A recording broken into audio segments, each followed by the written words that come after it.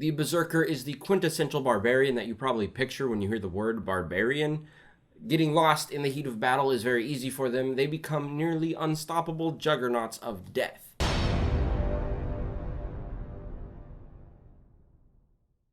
Hey fellow Game Masters, I'm Richard Quiner, and welcome back to the Daily D20, your daily dose of all things tabletop role-playing games, helping you build your world and master your game. Now today, we're talking about the Berserker Path of the Barbarian. This, like I said, is the quintessential. These are the real barbarians that you picture when you think, oh, a barbarian. Like, take a minute and think about that. That's probably a Berserker you're thinking about right now.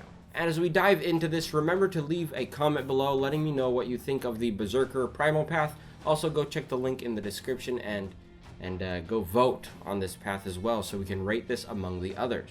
Historically speaking, Berserkers did have some grounding in history. The Vikings had an elite warrior class that was referred to as Berserkers who would get hopped up on the lust for battle and other drugs possibly, so much so that even before the battle started, they would be attacking trees and rocks and each other.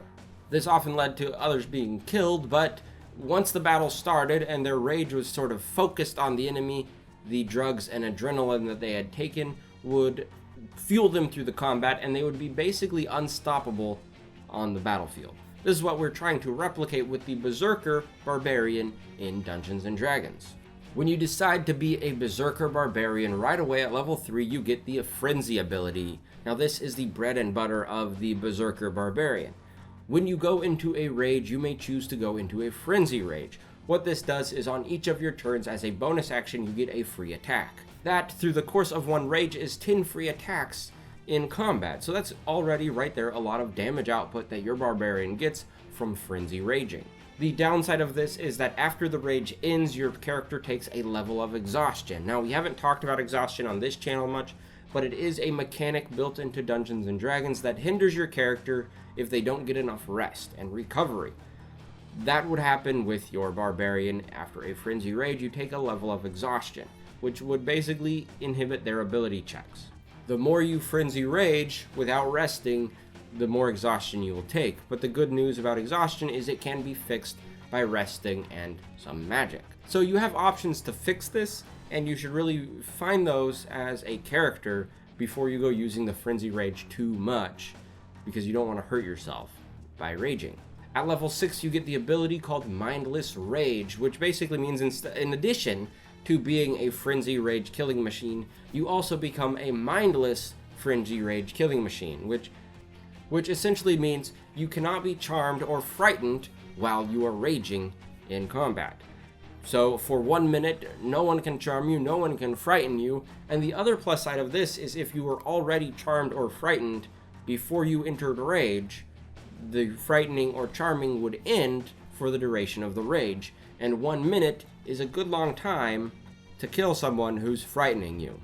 At level 10, your Berserker nature is so intimidating that your mere presence is enough to scare someone. When you decide to use your intimidating presence, all you do is you pick a creature within 30 feet of you, they have to make a wisdom saving throw against you, and if they fail, then they are now frightened of you. This is pretty effective in social situations when you need a room maybe to be cleared or you need to frighten a certain person and you don't really want to do too much about it. You can just show them who you are and then they're scared of you. The other side of this though is the frightenedness only lasts for one round, so you can keep using it round after round to keep your enemy frightened. If the enemy succeeds on their wisdom saving throw and are not frightened of you though, you have to wait 24 hours before you can attempt this again on that same creature. So if you fail, that's pretty much it. You don't get to just keep trying, you have to wait and use it later. At level 14, the Berserker gets the I'm gonna hit you back kind of ability. It's called Retaliation, and this is very straightforward. When an enemy decides to hit you, and they do, you can use your reaction to hit them back. Now, reaction only works once per round of combat, so if you're surrounded by enemies, this won't be as helpful, but if you're going one-on-one, toe-to-toe with someone, and they hit you, you can react and hit them back. That right there is very useful. When I think of the Berserker Barbarian, I think high damage output, so while building it, I would want to focus on strength being my highest, of course. I would also want to boost my dexterity and put that back up in the top 3 to make sure my armor class is high enough to not get hit as much as I normally would. I would also try to boost my strength ability score to 20 as fast as I could to make sure I get as much damage output early on from this class. For your weapon, you'll want to stick with something like a great axe or a great sword. Both of those have potential to do the same amount of damage. The great sword has more of a chance of kind of keeping an even average damage because you're rolling 2 dice, while the great axe has a higher chance of hitting that nice 12, with the downside being it also has the chance of hitting that 1 a little more often than the 2d6 does. In fact, a 2d6 you can't even roll a 1. You just can't do it. But that's your options for weapons. I personally would almost always go with a great axe, just because the higher risk for the higher reward is always nice, and just flavor-wise, it's a fun picture to have in your head of the great axe. A couple feats I would take also as this class. First up is Great Weapon Master. Basically gives you a free extra attack whenever you get a critical hit on a creature, and you can exchange a -5 modifier on your attack roll for a +10 modifier to your damage. So if you feel really confident about your rolls and how you're hitting, you can choose to take a -5 on your attack and add another 10 to your damage roll, which that's kind of the point of this whole thing, is get your damage output as high as you can as fast as possible.